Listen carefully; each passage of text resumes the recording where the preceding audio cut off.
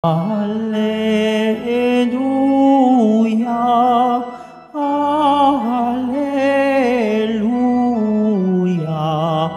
alleluia, alleluia.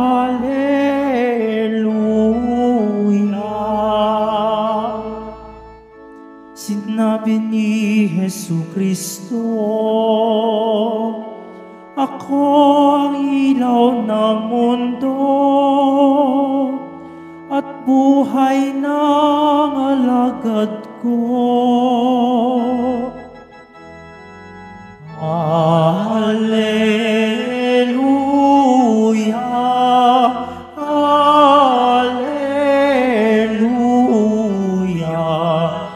alleluia, alleluia.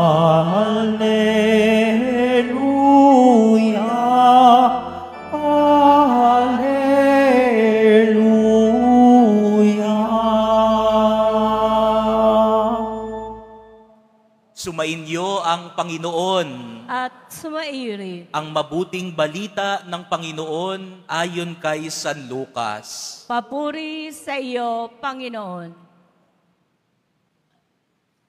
Noong panahong yun, sinabi ng mga Pariseo at mga eskriba kay Jesus, ang mga alagad ni Juan ay malimit mag-ayuno at manalangin, gayon din ang alagad ng mga Pariseo. Ngunit ang mga alagad mo'y patuloy ng pagkain at pag-inom. Sumagot si Jesus, pag-aayunuhin ba ninyo ang mga panauhin sa kasalan, samantalang kasama pa nila ang lalaking ikinasal? Kapag wala na ang ikinasal, saka pa lamang sila mag-aayuno. Sinabi rin niya sa kanila ang isang talinghaga, walang pumipiraso sa bagong damit upang itagpi sa luma.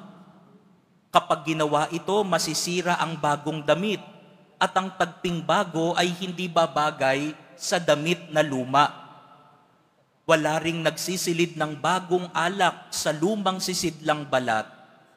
Kapag gayon ang ginawa, papuputukin ng bagong alak ang balat, matatapon ng alak at masisira ang sisidlan.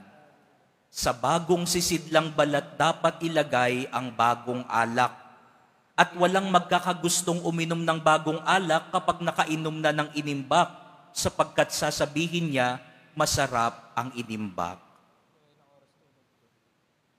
Mga kapatid, ang mabuting balita ng Panginoon. Pinupuri ka namin, Panginoong Jesucristo. Magsipo mo na po ang lahat. Muli po ay magandang umaga sa inyong lahat. Batiin nyo naman po ng magandang umaga ang mga katabi ninyo. Pati po kayong mga nakatayo dyan, yung mga kadikit ninyo dyan, no? Batiin ninyo ng magandang umaga. Salamat po sa inyong pagtsatsaga para sa ating pagdedebosyon sa mahal na poong Jesus Nazareno. Mayroon po akong isang katangian na hinahangaan sa mga deboto ng mahal na poong Jesus Nazareno. Alam niyo po kung ano yon? Na kapag kayo po'y nagtutungo dito sa Quiapo at nagdarasal sa harapan ng poong Jesus Nazareno, nakataas ang dalawang kamay.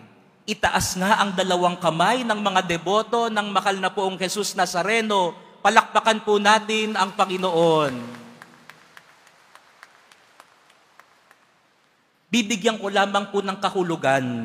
Bakit nga ba nagtataas kayo ng kamay? Di naman ginagawa sa ibang simbahan yan. Pero pag dito sa Quiapo, tuwing magdarasal tayo sa poong Jesus Nazareno, nakataas ang dalawang kamay. Siguro madalas, ang iniisip natin, Father, sasaluhin ko ho yung biyaya. No? Kaya nakataas ang kamay. May hinihiling ako at isasalo ko kung ano man ang biyayang hinihingi ko. Tama po ba? May mga ganyang tayong pag-iisip. Pero mayroong isang mas magandang kahulugan yan. Ano ang kahulugan kapag nakataas ang dalawang kamay mo? Sumusuko ka. Isinusuko mo ang sarili mo sa Panginoon. Ano man po ang inyong kagustuhan, mangyari nawa po sa akin. Amen? Hindi ko alam mamaya kung magtataas pa rin kayo ng kamay, no? Kung yan ang kahulugan, no? Kasi mga kapatid, sa ating ebanghelyo ngayon, yung mga kaaway ni Jesus, mga Pariseyo, mga Eskriba, ayaw nilang isuko ang sarili nila sa kagustuhan ni Jesus. Ang gusto nila, yung sariling kagustuhan nila ang masunod. Pero pinapaalala ni Jesus sa kanila, ang aking mga alagad ay sinusuko ang sarili sa Diyos. Kaya nga sabi sa ebanghelyo natin ngayon, yung mga Pariseyo, ang gusto palagi yung lumang kalakaran. No? Ang ginamit ng larawan sa ebanghelyo, yung lumang alak. Ayaw ng bago kasi gusto lumang alak lang palagi. Yung lumang sisidlan. Ayaw ng bagong sisidlan sapagkat para sa kanila yung nakagawian na namin. Pero mga minamahal na kapatid, ang biyaya ay hindi ho ibabato ni Jesus sa atin. Baka kaya nagtataas tayo ng kamay, akala natin ibabato na lang ni Jesus ang biyaya sa atin. Ang pagtaas ng kamay natin ay pagsuko kay Jesus. Panginoon, dalhin po ninyo ako kung saan matatagpuan ko ang biyaya. Amen? Tandaan po natin yan.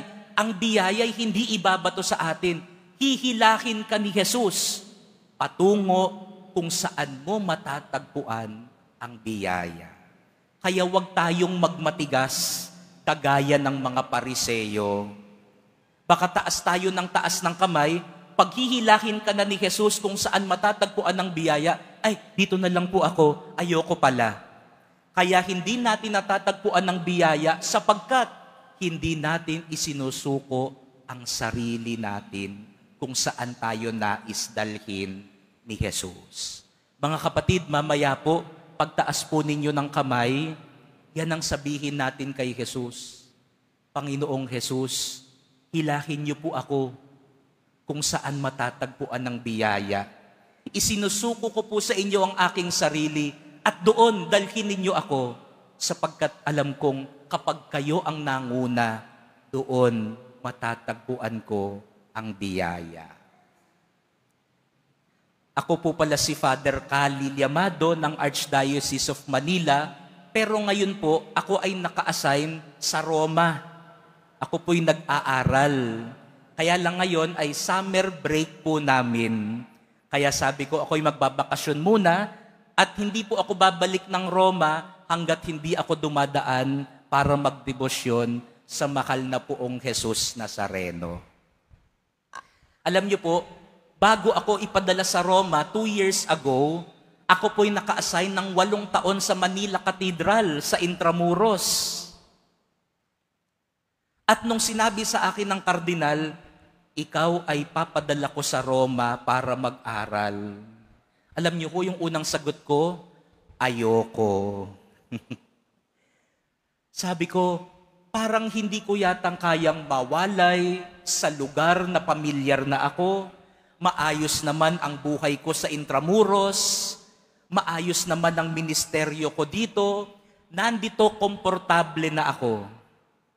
Pero nung nagdasal ako dito sa mahal na poong Jesus Nazareno, parang nakita ko sa kanya, isuko mo ang sarili mo sa akin. At dadalhin kita kung saan matatagpuan mo ang higit na biyaya. At alam nyo, sa Roma, ang dami kong nakilala pang maraming Pilipino. Sabi ko, parang di ako nagpunta sa Roma, puro Pilipino rin pala dito. Napakadaming Pilipino, marami akong nakilalang mga kaibigan na iba't ibang lahi. At matututo ka sa kanila ng iba't ibang mga bagay na hindi mo naman matututunan din dito. Kaya salamat sa poong Jesus Nazareno, tinuruan niya akong isuko ang kalooban at sarili ko sa Diyos. Huwag nang magmatigas. Huwag patigasin ang puso. Pag tinaas mo ang iyong kamay mamaya sa Kanya, sabihin mo, Panginoon, isinusuko ko po ang kalooban ko sa inyo, sapagkat alam kong kung saan nyo ko nais dalhin, doon ko matatagpuan ang mas malaki at tunay na biyaya.